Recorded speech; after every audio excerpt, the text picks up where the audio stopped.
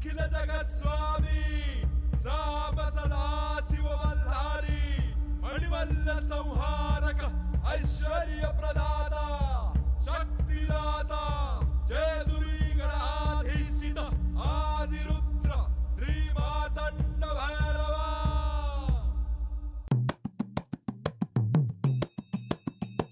जय देवा जय देवा जय देवा जय देवा जय देवा जय शिव मातंडा।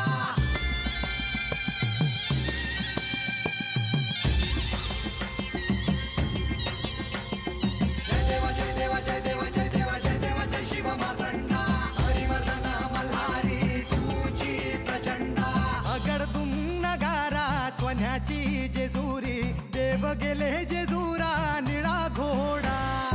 अगडदुम नगारा सोन्याची जेजुरी देव गेले जेजुरा निळा घोडा। पाऊ में तोडा कमरी कर पटा बिहिर मस्तकी तुरा। खोबऱ्याचा कुटका भंडाऱ्याचा भडका बोल अहंकारा सदानंदाचा येळकोट सदानंदाचा येळकोट। जय देवा जय देवा जय देवा जय देवा जय देवा जय शिव मातंडा। जय देवा जय देवा जय देवा जय देवा जय देवा जय शिव मातंडा। हरिवर्धन मल्हारी तुझी प्रचंडा। जय देवा जय देवा जय देवा जय देवा जय देवा जय शिव मातंडा। हरिवर्धन मल्हारी तुझी प्रचंडा।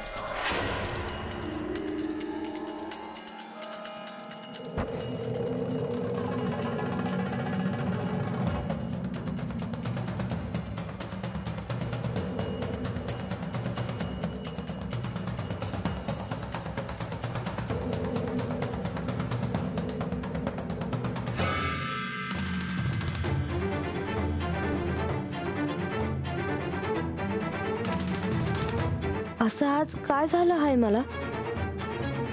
आज कुणीतरी येणार आहे असं वाटू लागलं आहे, पण आजच हे असं कावत आहे। कुणाच्या पायाचा आवाज ऐकू येईना, कसला बी आवाज ऐकू येईना, पण कुणीतरी हात येत आहे असं तर वाटतंय। काय झालं आहे कुणास ठाऊक। यासनी विचारावं का?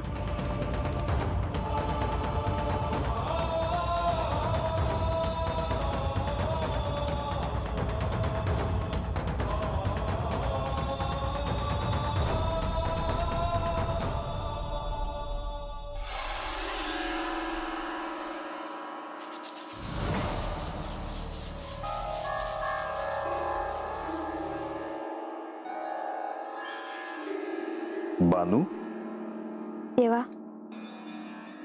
तुम्हासनी त्रास देते हाय हे ठावा हाय मला, पण रावलं नाही म्हणून एक विचारायचं आहे।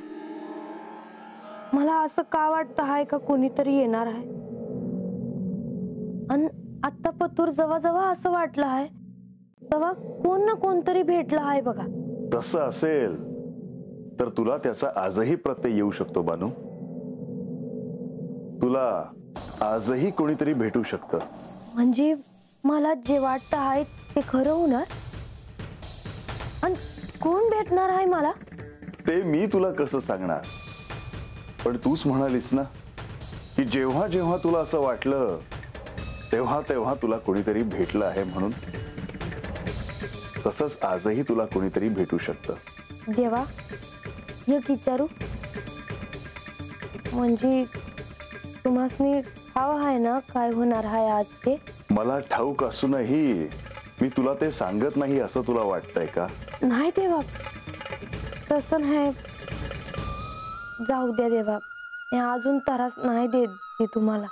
बानू, वाड्यावर कुणी नाही म्हणून तुला एकटं वाटत असेल, पण दिवाळी संपली की अजामेळ येईलच आणि तोवर काळजी घे. नारायण नारायण.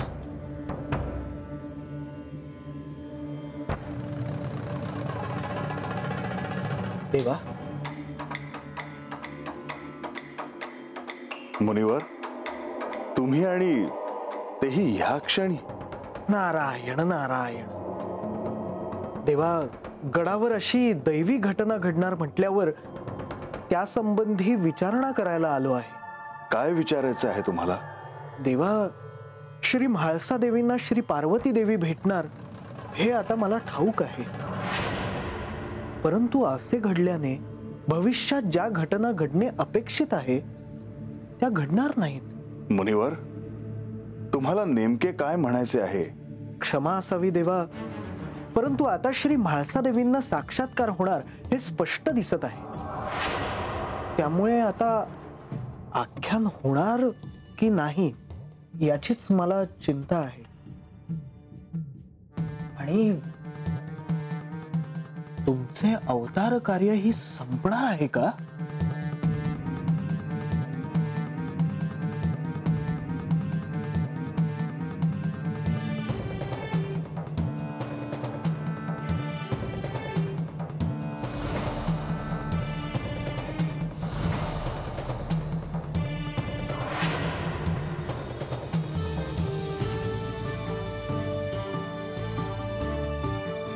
म्हाळसेची आणि पार्वतीची भेट म्हणजे स्वतःला स्वतःने भेटणे. त्या क्षणी काय घडेल हे सांगता येणे कठीण आहे. नारायण नारायण. श्री म्हाळसा देवींनाही श्री पार्वती देवींना भेटण्याची कधीपासून आतुरता होती हे आपणही जाणता. मुनिवर, भविष्यात काय घडणार आहे हे मला या क्षणी सांगणे कठीण आहे. कदाचित म्हाळसेला सारं काही उमजेल, पण तुम्ही मनात कोणताही संदेह ठेवू नका.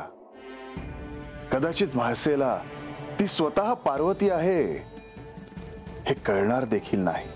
नारायण नारायण. आता पुढे काय करावे हे आपणच सांगा देवा.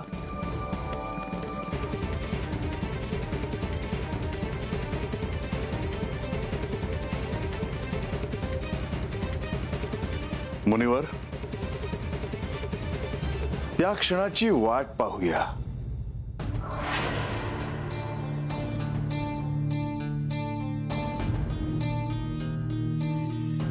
मी महादेवांची अर्धांगिनी पार्वती. महादेवांशी माझा विवाह झाल्यावर मी कैलासात आले.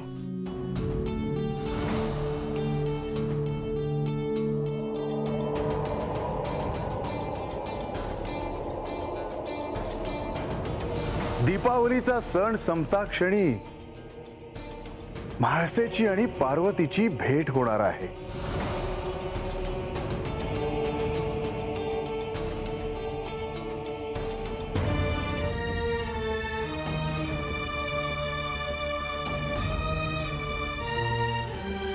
अहो, काय झालं रात्री एवढं जागायला?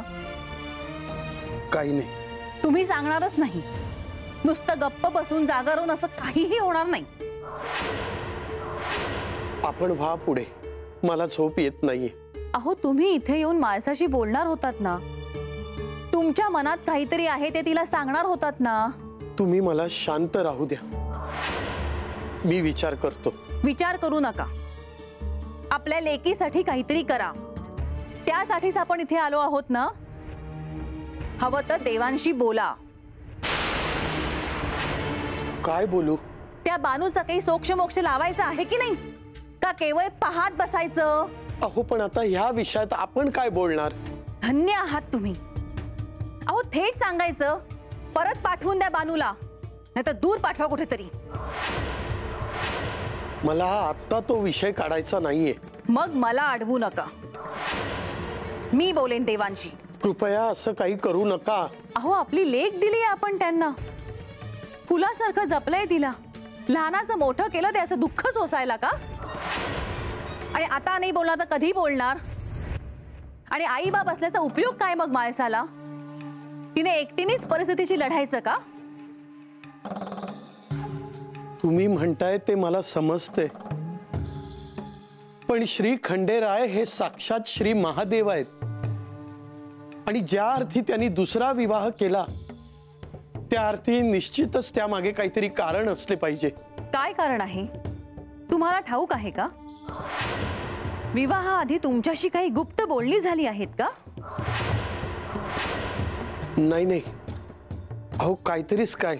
विवाह झाल्यावर तुम्हाला श्री खंडेरायांनी काही सांगितलं आहे का? तुम्ही काहीतरी करा, नाहीतर या जेजुरी गडावर मी श्री खंडेरायांसमोर गाऱ्हाणं मांडेल. मग मात्र मला दोष देऊ नका. अहो आपली जाऊ द्या, निदान श्री खंडेरायांच्या प्रतिष्ठेचा तरी विचार करा. म्हणूनच गप्प बसले मी इतके दिवस. पण यावेळी मी माणसाच्या सोबत राहून मला जे हवं ते करणारच. काय करणार? कळेलच लवकर. अहो अहो मी काय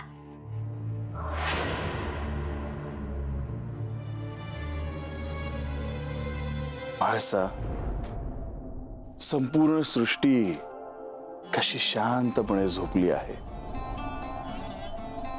आणि आपण मात्र जागे. निद्रा देवी प्रसन्न नाही आपल्यावर. काहीतरी खुप्त आहे आणि म्हणून जागे आहोत आपण रात्रभर. म्हाळसा, त्यात निद्रा देवीला कशाला दोष द्यायचा? तुझी सल मला ठाऊक आहे.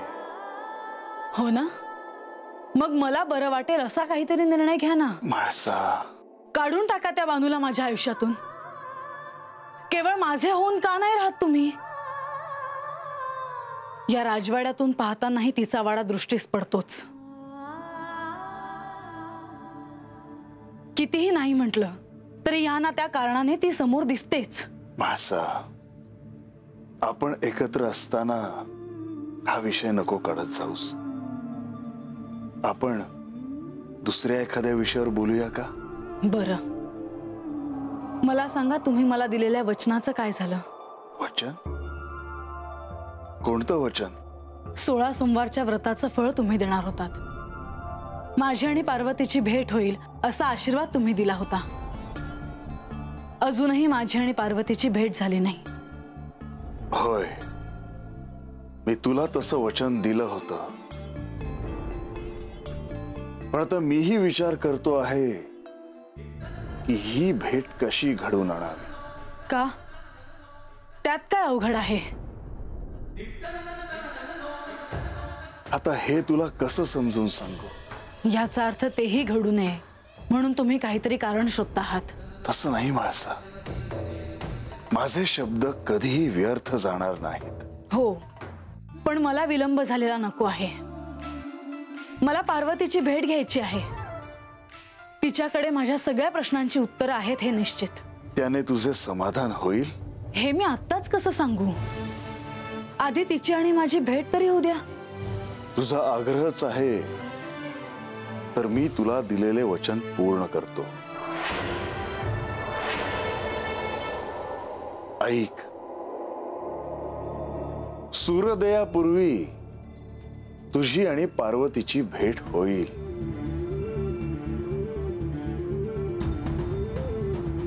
खरंच? होय, पण आता तुला पडलेल्या प्रश्नांची उत्तरं मिळवणं केवळ तुझ्या हातात आहे. तुमचे हे ऋण मी कधीही विसरणार नाही. मला तिला भेटण्याची आस किती लागली आहे हे माझ्याशिवाय दुसऱ्या कोणालाही कळणार नाही. माझ्याकडून तुम्हाला काही अपशब्द वापरले गेले असतील तर मला क्षमा करा. या पुढचे क्षण माझे कसे जातील याची मला उत्सुकता लागली आहे. म्हाळसा, तुझी इच्छा पूर्ण होईल, पण तिच्या भेटीतल्या प्रत्येक क्षणात सत्य समजून घेण्याचा प्रयत्न कर. येते मी.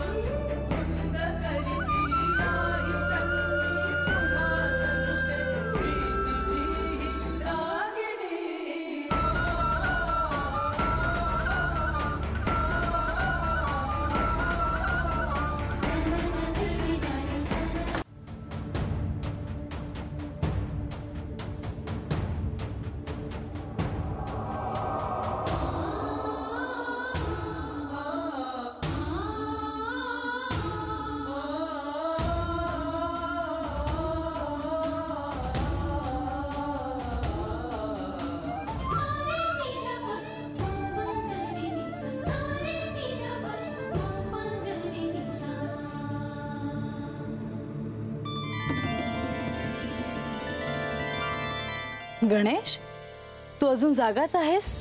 हो, मला झोप नाही येत. आणि एवढ्या रात्री कुठे फिरत होतास तू? गडावर. चल माझ्या बरोबर, मी तुला झोपवते.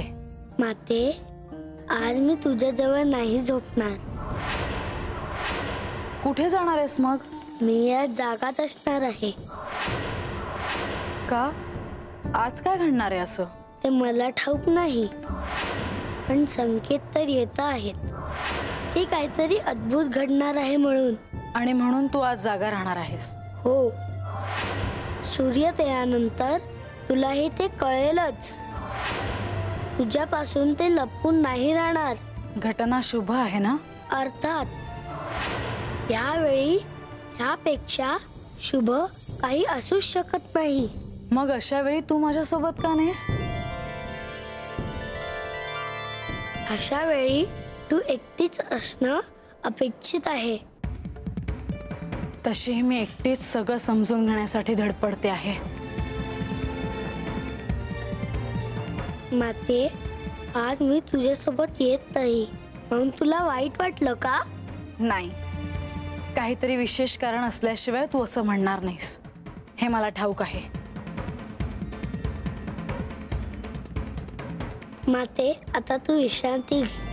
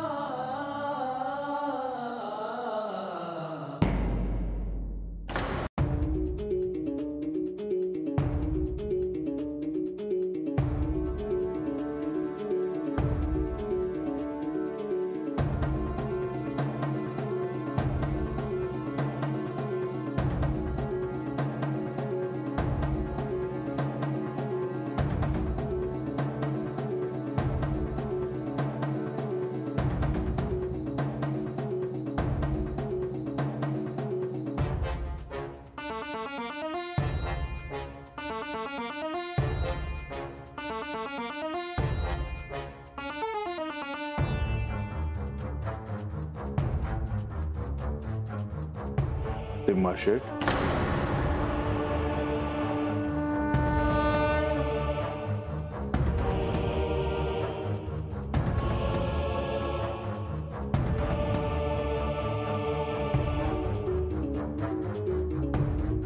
तेव्हा आपण तिम्माशेठ, म्हासेच्या शयन कक्षाकडे ह्यावेळी चालला आहेस?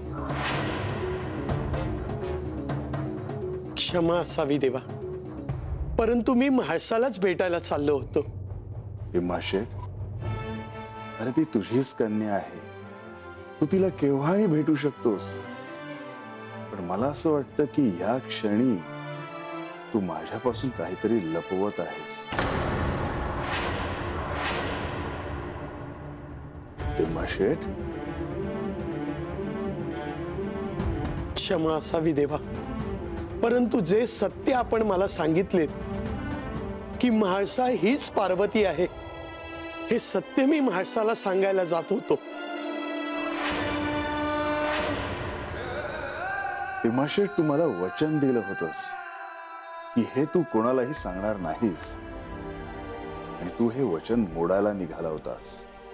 हा अपराध आहे. देवा, मला ह्या अपराधाची शिक्षा झालीच पाहिजे. आपण जे शासन कराल ते मी स्वीकारायला तयार आहे. एक पिता म्हणून मी भावनेच्या आहारी गेलो. मुलीच्या सुखासाठी, तिला सत्य कळावे ह्या लालसेपोटी मी हा अपराध करायला तयार झालो होतो. हे तू का करायला निघाला होतास ते मला कळतंय, पण त्यातून काहीतरी विपरीत घडू शकतं. म्हाळसेला सत्य सहज कळायला हवं. ते जर अचानक तिच्या समोर आलं तर सारा भूतकाळ उभा राहील, आणि ते जर तिला सहन झालं नाही तर मग आता मी काय प्रायश्चित्त घेऊ? तिमाशेठ, त्याची काहीच आवश्यकता नाही. तुझी इच्छा पूर्ण होईल. तुझ्या मनात जे काही आहे ते आता घडणार आहे. म्हाळसेला दृष्टांतातून पार्वतीची भेट होणार आहे.